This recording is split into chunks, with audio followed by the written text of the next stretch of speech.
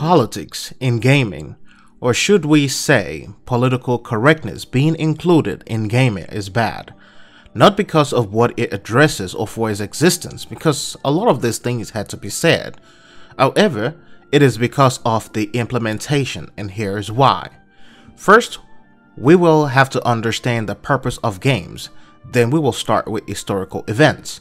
When it comes to gaming, the main objective is to venture beyond the world you live in and go into a place where you can leave all your worries behind, become whatever you want to be, and for some, live without the fear of consequences, because game, as a lot of us know, it's that other world.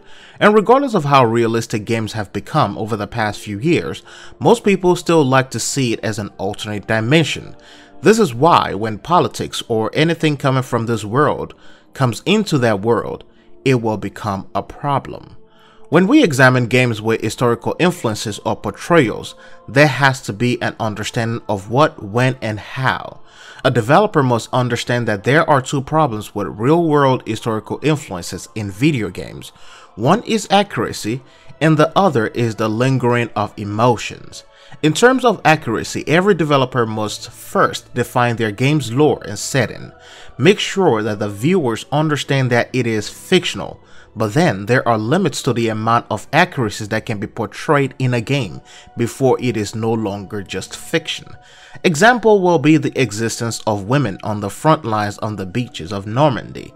Certain things cannot be skewed by the definition of fiction, and sometimes historical accuracies are what makes a game what it is, but we also can't just say the Indian forces approached the beaches of Normandy on that day. These things must be accounted for. The other thing is going to be the lingering emotions, and this is where the hurt comes in. Regardless of how deadly an event or time was, a studio or publisher must understand that there are people who are still hurt or connected to these events. These people are still affected. There are people who are still affected by the British presence in India, the Arabian invasion of Europe, slavery, Holocaust, even the fight with a neighboring state. There are lots of people who are still suffering from that. And of course, this goes into further state, which includes women or people of a different sexual orientation. So when it comes to creating a narrative based on this type of events or this type of experiences, it is logical to always wait or make sure your audience understand that it is satire.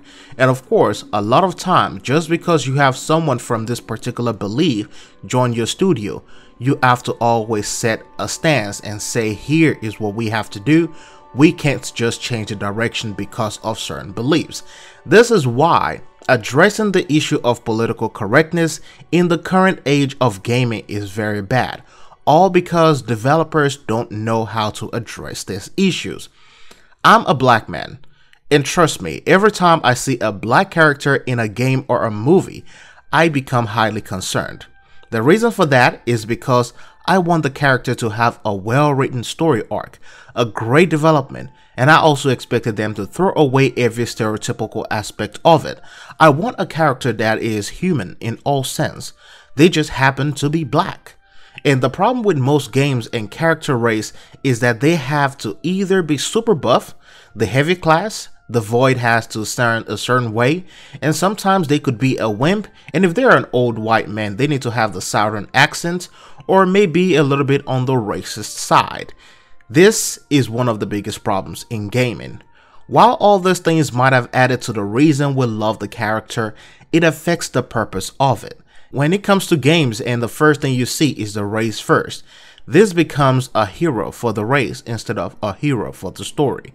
The same thing goes for female characters in gaming.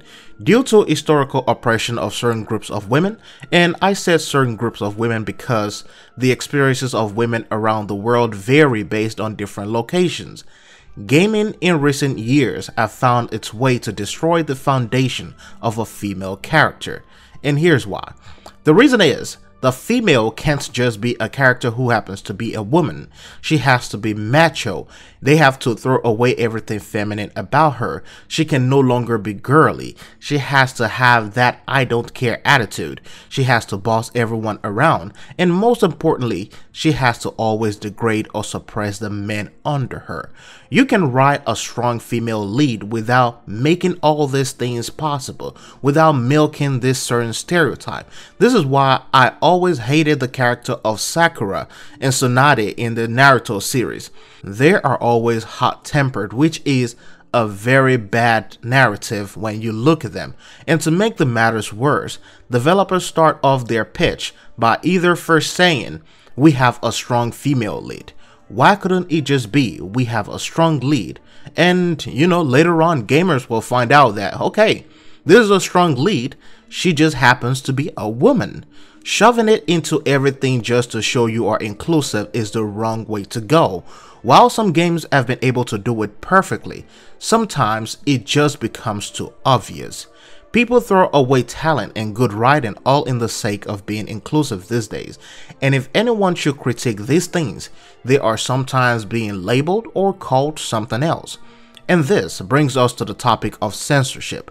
There is a reason why most laws don't govern online interaction, and for a certain developer to do so defeats the purpose of what a game is.